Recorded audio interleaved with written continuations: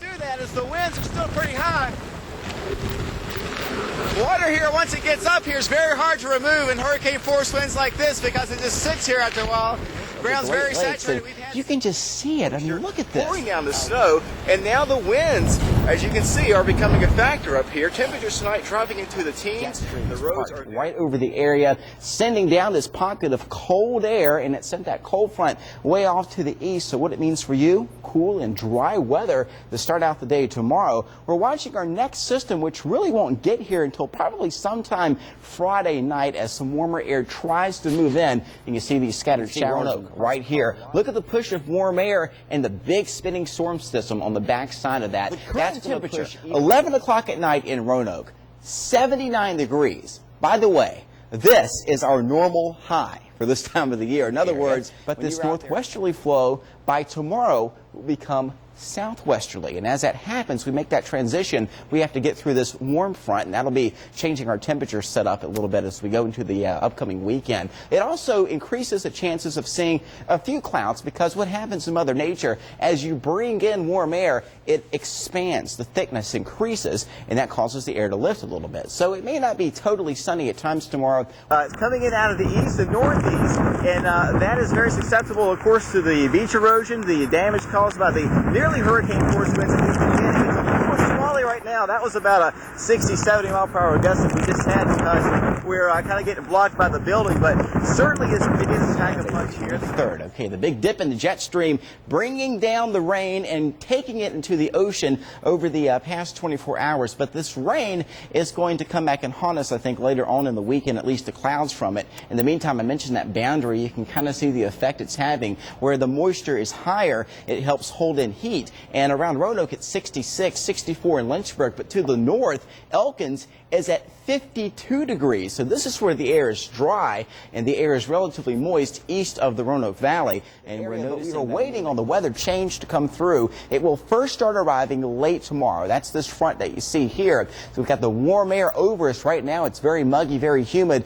colliding with the cool air, the battle zone, right where the front is, right there. And that's going to be heading this way for tomorrow. But the jet stream usually kind of links up with the system. It's usually a little bit farther behind, but this one's way far behind. This dip is not going to get here until sometime Sunday, and when that does happen, it may provide us with more scattered showers. Our True View model showing tomorrow very active. The front's going to be right on our doorstep, so ahead of that, we lift the air. Numerous showers and storms, and some of those tomorrow will be stronger, even severe. You can see the Roanoke Valley here, front just off to the west of the area, and so the system is split in two pieces. The surface front, this is what's on the ground, still providing us with a humid and a stormy day tomorrow. That slides on in for Saturday, gets through here, so we'll have some relief for the weekend. The temperatures go down, the humidity goes down, we'll squeeze in more sunshine, but the upper level dip that I just showed you starts to arrive, and that's the cold core in the atmosphere way up in the clouds. That could still give us a few scattered showers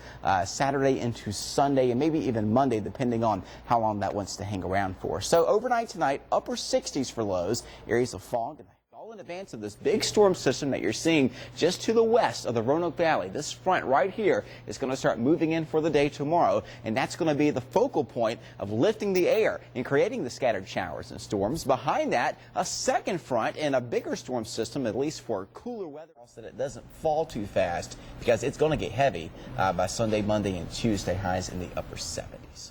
Put the 90% up there, it means that 90% of the viewing area will be seeing rain. Only 10% shouldn't be, and that's not really looking very likely at this point. Those storms, again, will have tropical air. So even if we don't get a storm to develop, a barrel system, we may actually get storms that have the tropical air enough to bring, 2 to 3 inches of rain.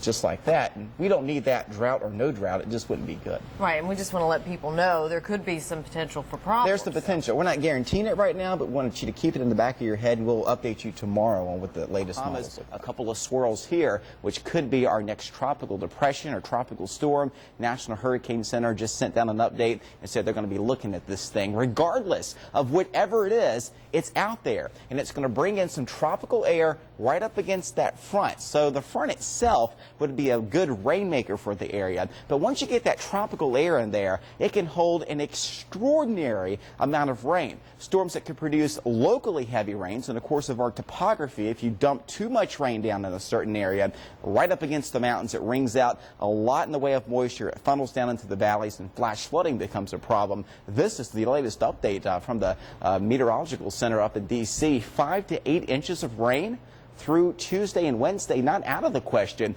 Locally up to 4 right on the edge. It gets a lot deeper right behind me. You can actually see behind me there the water right up to the doors of the Ramada Inn. Now, folks here, of course, stay here, so they're kind of trapped right now. There's actually a few people that are trying to get across the street, trying to get themselves out of harm's way, but it continues raining, and so this creek continues to overflow its banks. Water like this, it only takes about a foot to lift a car off the ground. Folks have been kind of scrambling all day today, getting off of Franklin Road. If you're just waking up with us, beware, there are still some areas of very high water out there, and actually some rescues performed in Bath County around Millboro overnight last night. 4 to 5 feet of water in that area. Let's go over with you some of the trouble spots that we are going to encounter this morning on it. Now they're concerned about Mill Creek. It's running very high, and there's more rain headed into Bath County. They're telling me that it's as high as it's been, and it's still coming up. The water's moving extremely fast. It's blocked off Main Street as well. They're not letting anyone off Interstate 81, but unfortunately for folks in the immediate Salem area, they're kind of trapped, trying to get through the rushing waters, but of course you're never supposed to drive through the waters. As the rain continues to come down at 1 to 2 inches an hour, we're seeing more and more debris kind of come back out of the area. Folks here are evacuating the store even as we speak. So as the water rises in the Salem area, folks here are trying to get out of harm's way. Cool on off tonight as a ridge of high pressure keeps us fairly dry. This is the jet stream, and where it's dipping is where we find all-day active weather. You have to go all the way up to the northwest, and it's cold enough here that we're actually bringing in video from snow. This is out of Utah, of the snowboarders doing their thing, hanging 10 there. There you go, buddy. Sounds good. I'm better than that, by the way. Just kidding. I can't ski worth anything, but the same system is moving in our general direction. Beautiful footage out of that area, meeting up with this cold front. And what this means for you is a chance of rain for Tuesday. In the meantime, we get high pressure to continue giving us some relatively warm upslope. You can see it on our time lapse. This is the Wachovia Tower Cam. These are the low clouds here in the white, hitting the mountains and rising up in the air. This is the mountain right here. Look at that. As the tropical moisture kind of avoids the area, moves back out, you can still see the mountain causing the lift. It's all created by the elevation. Take cover in a basement. If you don't have a basement, get in a bathtub or something sturdy under a workbench. This is the rotation, folks. This is right here where you're looking at horse pasture. Probably just got hit by this,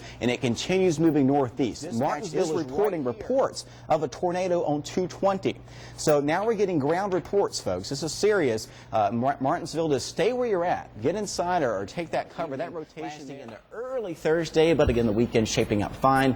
Friday, Saturday, and Sunday all looking fair, with highs warming up just a touch back into the upper 70s into the lower 80s. So it's misty all day today, but just really a trace of precipitation. Yeah, not much so far. Now that's going to change tomorrow when the amounts really start to trickle on in. Get the umbrella out. That's right. All right, and you had a meeting that you were telling us you were going to earlier. How was it? How'd it go? It was so much fun, guys. Tonight's weather meeting was a chance for anyone interested in weather to learn more about it. Check it out. Tonight, the National Weather Service in Blacksburg held a meeting to demonstrate not only what they do, but how they determine if severe weather is in the area. It's all part of the National Preparedness Month, and they want people to be aware of what's going on, which, of course, it heavily involves us at the TV station. I was out there answering some questions about severe weather and about Viper radar, and got a chance to meet a lot of folks from all across the area. So You're wearing yellow today, so why don't you stand up? It falls right to the ground. Have y'all seen yellow before?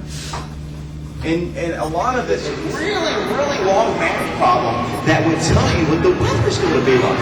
There's a math problem out there that'll tell you whether or not it's going to rain tomorrow. And then there's another math problem that'll tell you whether or not it's going to snow tomorrow. And I'm lazy. I'm like, I'm going to strike you first. And I'm going to hide from you because I've got to work. Slide slowly through it.